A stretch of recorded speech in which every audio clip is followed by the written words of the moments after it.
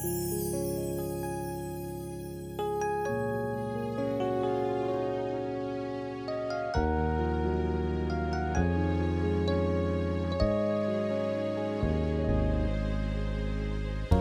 never find a story in a fairy tale.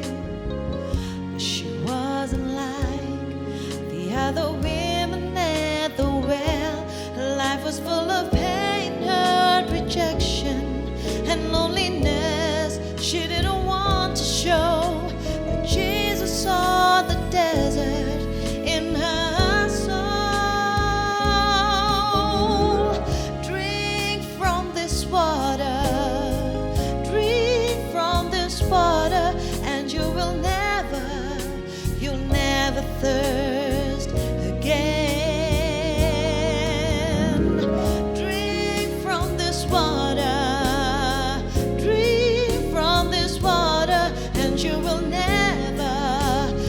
never thirst again.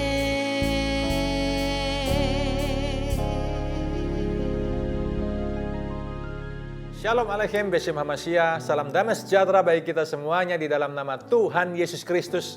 Dan kita bertemu kembali Bapak Ibu di dalam Old Testament Made Easy. Kali ini kita akan membahas satu kata, yaitu kata makor, yang artinya adalah looking for the source, mencari sumber. Sumber apa, saudara? Kita akan bahas sebentar lagi. Kita berdoa. Haleluya. Kiranya Allah Roh Kudus menerangi hati kami, sehingga kami boleh mengerti, memahami kebenaran firman-Mu dan kami lakukan dalam hidupan kami. Terima kasih ya Tuhan, dalam nama Tuhan Yesus, haleluya. Amin. Kita buka dulu ya beberapa ayat ini. Amsal 14 ayat yang ke-27. Dikatakan demikian. Takut akan Tuhan adalah sumber kehidupan, sehingga orang terhindar dari jerat maut. Amsal itu kata-kata hikmat, saudara. Luar biasa hikmat Alkitab. Ini hikmat kuno, hikmat Ibrani kuno, tapi tetap relevan sampai hari ini. Dikatakan apa? Takut akan Tuhan, fear of God, adalah sumber kehidupan. Menghormati Tuhan, to honor God, is the source of life. Adalah sumber kehidupan, makor. Makor itu sumber, tapi juga bisa diartikan fountain, spring, ya, mata air. Saudara, sumber yang biasanya identik dengan mata air. Di Tanah Suci, di Israel sana ada yang namanya Tel Makor, archaeological dig. Saudara ya, ada tempat situs arkeologi yang namanya Makor. Ya, kenapa saudara? Ya, saudara, biasanya sumber air, ya, sumber mata air itu adalah hal yang sangat penting dalam sebuah peradaban. Dan di mana ada sebuah ada sebuah tempat penggalian arkeologi, itu pasti biasanya ada water source, ada sumber air di sana. Karena air adalah penting sekali, bukan, untuk kehidupan semua makhluk hidup. So, dari ide ini kita bisa melihat satu hal, saudara, that God as the makor of living water.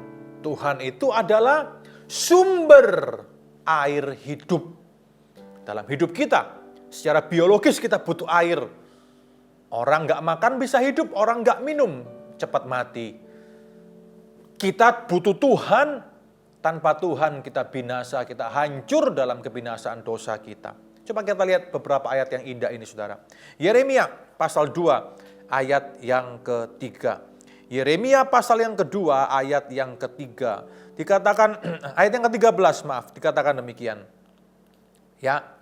Sebab 2 kali umatku berbuat jahat, mereka meninggalkan aku, sumber air yang hidup. Allah sumber air yang hidup.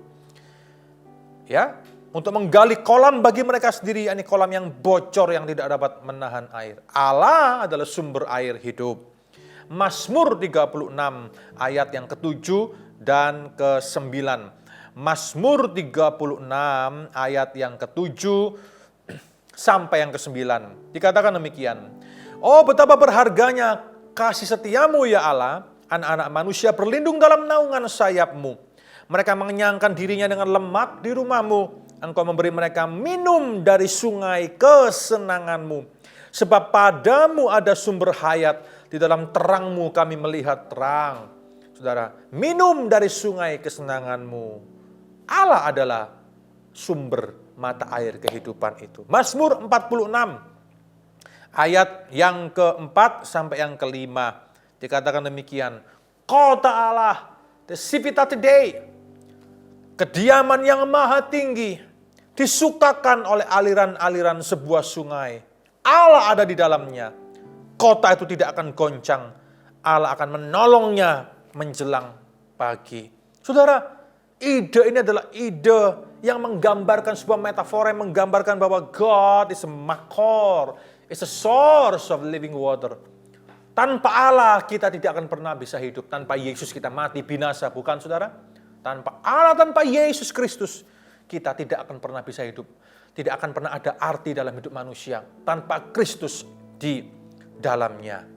Bahkan nanti di akhir zaman, di langit yang baru dan bumi yang baru itu, saudara, Alkitab katakan apa? Wahyu pasal ke-22. Ya, Wahyu pasal ke-22 ayat pertama dan ayat yang kedua dikatakan apa? Lalu ia menunjukkan kepadaku sungai air kehidupan yang jernih bagaikan kristal mengalir keluar dari tahta Allah dan tahta anak domba itu. Wow. Di tengah-tengah jalan kota itu, yaitu di seberang menyeberang sungai itu, ada pohon-pohon kehidupan yang berbuah 12 kali, tiap-tiap bulan sekali. Dan daun pohon-pohon itu dipakai untuk menyembuhkan bangsa-bangsa. Saudara lihat betapa indahnya. Kalau kita nanti ada di Yerusalem yang baru, di surga yang mulia, di langit yang baru dan bumi yang baru itu. Air kehidupan, air kehidupan, air kehidupan. Sebelum kita sampai ke sana, pertanyaannya adalah apakah kita hari ini telah menerima Dia sebagai makor, sebagai the source of our living water, our fountain, our spring. Apakah Yesus Kristus sudah tinggal di dalam hidup kita? Apakah kita betul-betul mengandalkan Dia sebagai sumber, satu-satunya sumber hidup kita? Ataukah kita sedang menduakan Tuhan dengan hari ini masih cari kepada dukun, kepada orang pintar? Saudara, di zaman digital seperti ini, di zaman teknologi seperti ini, kebangetan kalau kita masih cari dukun dan orang pintar dan semuanya. Saudara, sudah jadul itu. Apakah hari ini kita masih menduakan Tuhan dengan cari orang-orang pintar dalam tanda kutip? Kita masih mencari ini, mencari itu yang bisa menolong kita? Apakah kita menduakan Allah di dalam hidup kita hari ini? Apa yang kita andalkan hari ini? Mungkin bukan orang, tapi itu benda. Kemampuan kita, aset kita, uang kita. Itu pun bisa jadi berhala. Saudara, sumber dari segala sumber hanya Allah sendiri. Ketika semua itu tidak bisa menolong kita, pemazmur katakan, aku melayangkan mataku ke gunung, ke atas gunung. Dari mana datangnya pertolongan itu? Dari mana datangnya? Dari mana? Pertolonganku ialah datang dari Allah. Kenapa melayangkan mata ke gunung? Ada apa di gunung? Bukit-bukit pengorbanan, bukan? Berhala-berhala itu. Kekuatan-kekuatan duniawi, kolega, uang, aset, sumber daya yang dimiliki di dunia. Ketika semuanya gak bisa tolong, pemazmur sadar akhirnya, pertolonganku hanya datang daripada Allah. Allah semesta alam. Saudara, hari ini andalkan Tuhan. Apapun yang sedang kau alami hari ini, kesusahan ekonomi, kehancuran keuangan, pergumulan finansial, hubungan yang sedang rusak, andalkan Allah, datang kepada Allah, sumber segala kehidupanmu. Apapun yang sedang kau alami hari ini, masalah apapun, sakit penyakit yang tak kunjung sembuh. Name it, you name it, satu persatu Anda bisa sebutkan. Datang kepada the makor of your life, sumber kehidupan saudara, yaitu Yesus Kristus. Dan jangan pernah menduakan Dia lagi.